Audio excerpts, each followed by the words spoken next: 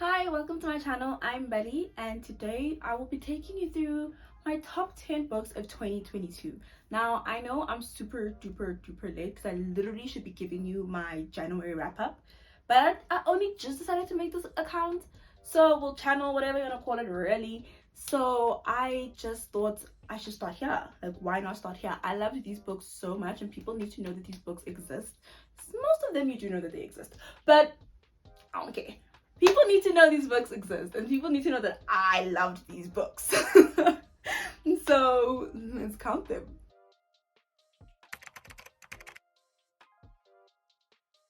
My number one favorite book of 2022 was The Wrath and the Dawn by Renee. I do not know how to pronounce her surname, so please take a crack at it if you know, but I don't, so I don't want to even try.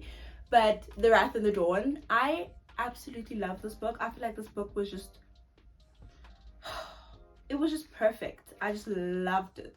I don't exactly want to say enemies, but like from the hate to love, and it's just everybody who knows me, everyone who follows my Instagram, same handle, knows that this is like my bread and butter. I just feel like I don't have a comfort book. I really don't. But if I did have one, or if I was to make one my comfort book, or a book that I would always want to go back to, it would definitely be this. It's just so sweet and it's beautiful.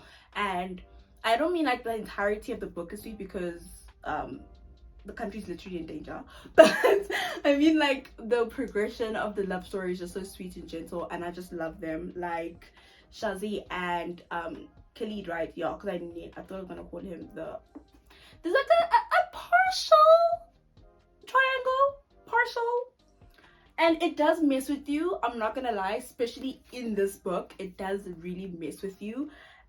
Because I you know what, let me not give it away, let me not say anything. Shazad and Khalid are the loves of my life. I love them. Wow, 5 stars. I love this book. My second favorite book of 2022 was obviously Alone with You in the Ether. I don't know, by Olivia Blake, sorry. I don't know what Olivia put in this. I just know that whatever she put in this was catered for me, was made for me. The girls who get it, because I do believe that this is a book that's either a hit or a miss for you. Like, you genuinely will either absolutely adore it or you just won't. And I am the girl who absolutely adores this.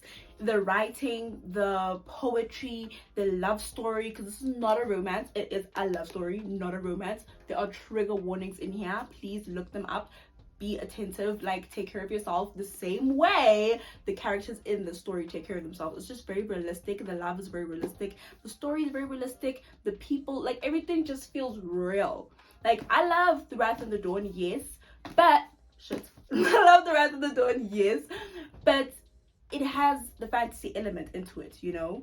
This just has none of that. It's so stripped bare and raw, and I can't tell you enough how much I absolutely adore this book.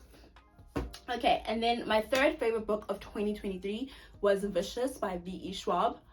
Victoria has my cell phone number. Like, my cell phone number, Victoria literally has it, because I don't know how Victoria always pleases me. Like, I know that they say that they write for people, for different people every single time they write a book, but somehow I am in that category every single time.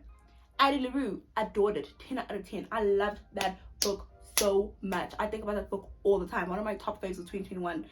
Vicious, completely different, but so beautiful. That story was gripping, it was thrilling, it was intriguing, I ate that up. I ate Vicious up.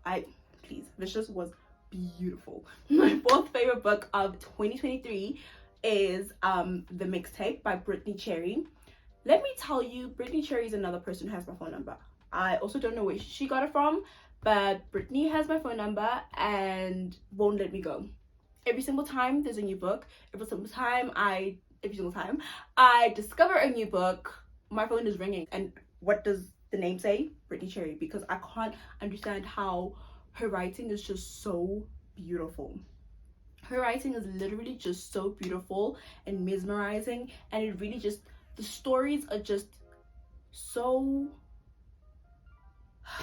I don't know how to, like, I can't even put it into words, but like the stories are just so beautiful, the storytelling is so beautiful. The mixtape was beautiful. I absolutely love that so much.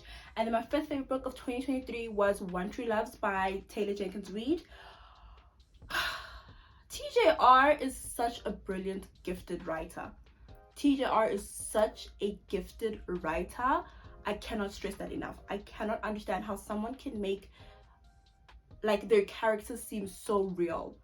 Her characters always seem so real, and you just really get like drawn into the story. It's like you are there, you are living it, you are breathing it, you are going through it. It's just so, One Tree Loves is just beautiful. I loved that story. I loved who she ended up with as well. This is not exactly a triangle, so don't think that me saying that makes it seem like an actual triangle. It's not actually.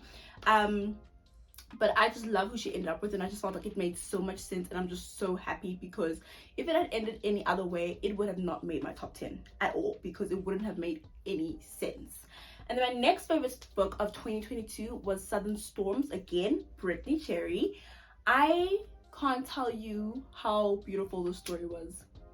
There's this one, and there's, I think it's Western. What is it? Western Waves. I'll correct myself obviously if I'm wrong, but yeah, it's also by Brittany Cherry. It's the same series. I think it's called the Compass series. I cannot tell you how much I love the series. Beautiful. I haven't read the last one yet, but I just,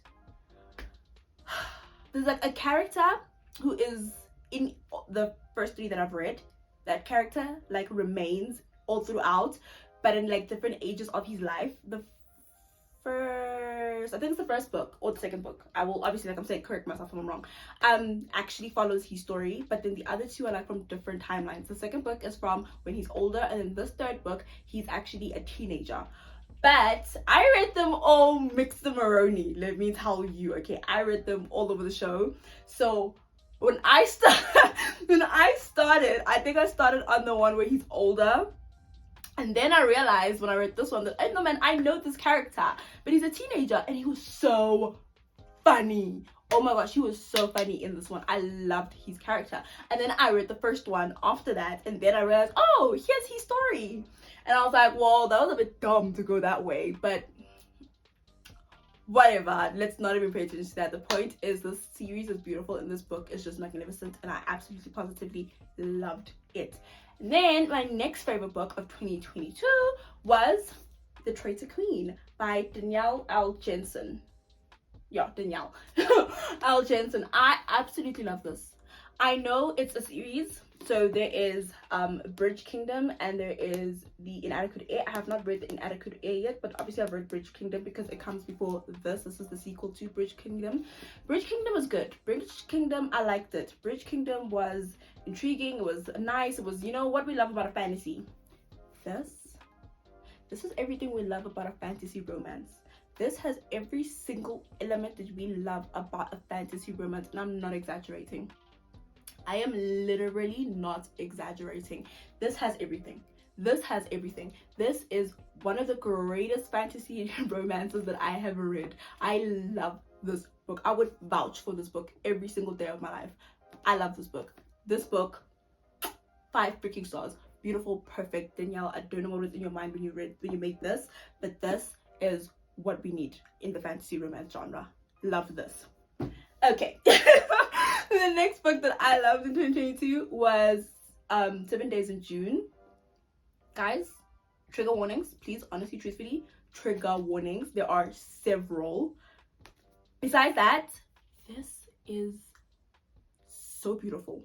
I know there are people who don't love it. This is another hit or miss. People like nitpick it and nitpick the trigger warnings and nitpick a lot. But at the end of the day, this is fiction, my beautiful people.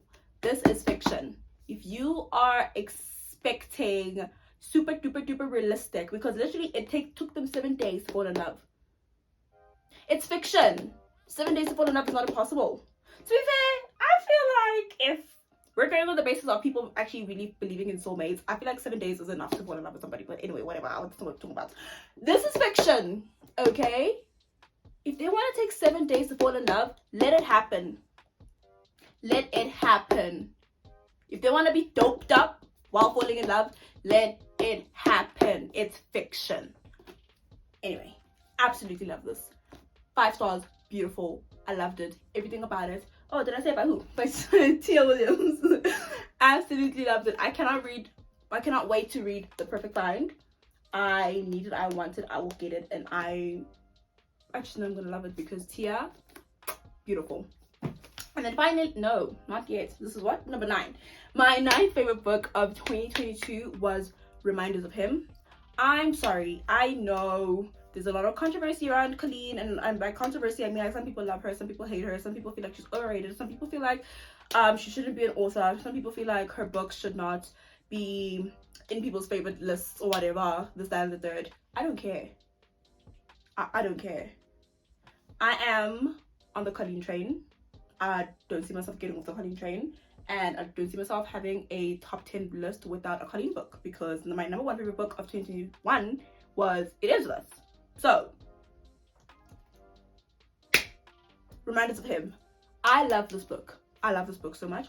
I felt the agony in every single page. Every single page I felt agony. And it's not like, it was like my heart wanted to feel pain, but it wasn't enough to make you feel like gut-wrenching pain. It was just literally, it was just agony. Every single page. Agony. Oh my gosh. I don't know how Kenna made it through. I don't know how Kenna made it through, because I don't think I could have been that brave. I don't think I could have been that strong. I don't think I could have picked myself back up after what she went through. I physically do not think I would be able to. She is a warrior. She is a fighter. She's a survivor. I absolutely love this book. This book is beautiful. I love this book. Trigger warnings again, but I love this book. And then finally, my last favorite book, or my 10th favorite book of 2022, is a book I did not expect to be in this list. I finished the series. When I finished the series, I was like, okay, I loved it. It was good, but it wasn't like my favorite series on the face of the planet. Liar. I lied. I lied to myself. I lied to my people on Instagram. I lied to people on TikTok. I absolutely lied, because I read this book in May 2021. I have not let go of it since May 2021. I have thought about this book every single day. I've thought about the series every single day. I've thought about this couple every single day. I love this couple more than I love a lot of couples that I've read, and I did not expect that. So my 10th favorite book of 2021 is Ignite Me by Tahira Mafi. I cannot explain to you how much Warner is the love of my life. I can't explain it to you. I can't make it make sense to you. It's either you get it or you don't.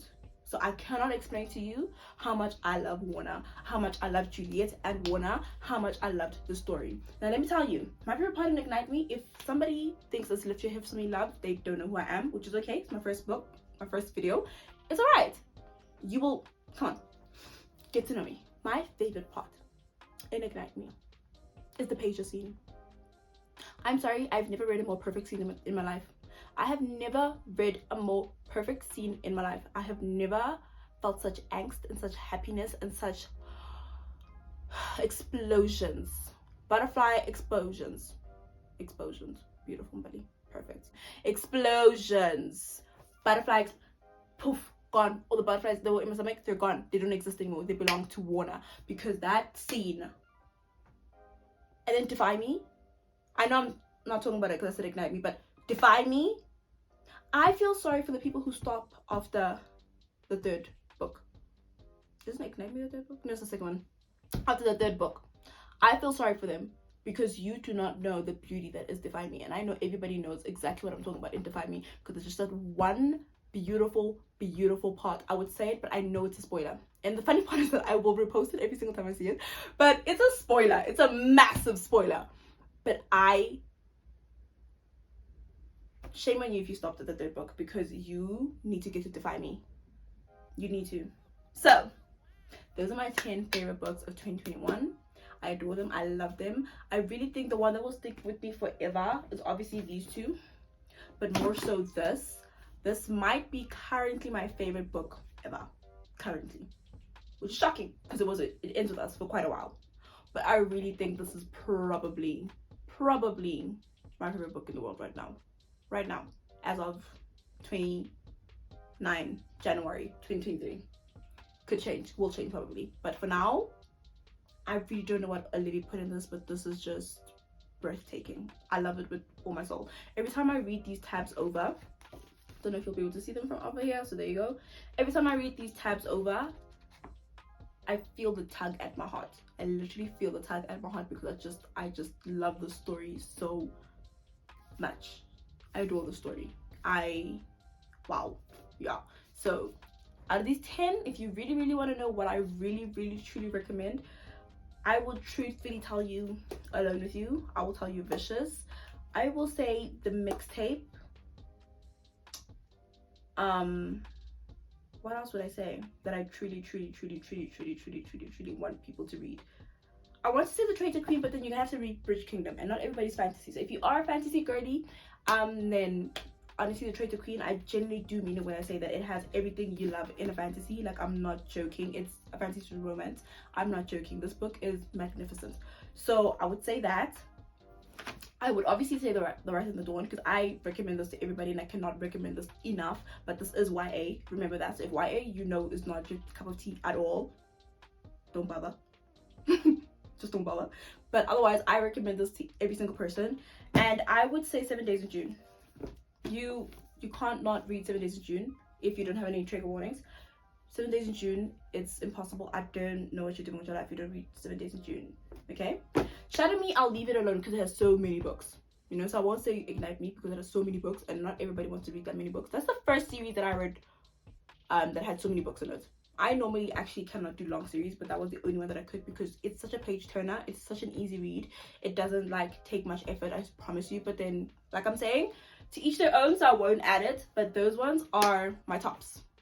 I hope you enjoyed this video. I hope you'll stick around. I hope you'll subscribe. And I hope to see you next week. So thank you so much for watching this video. And I will see you next week. Bye!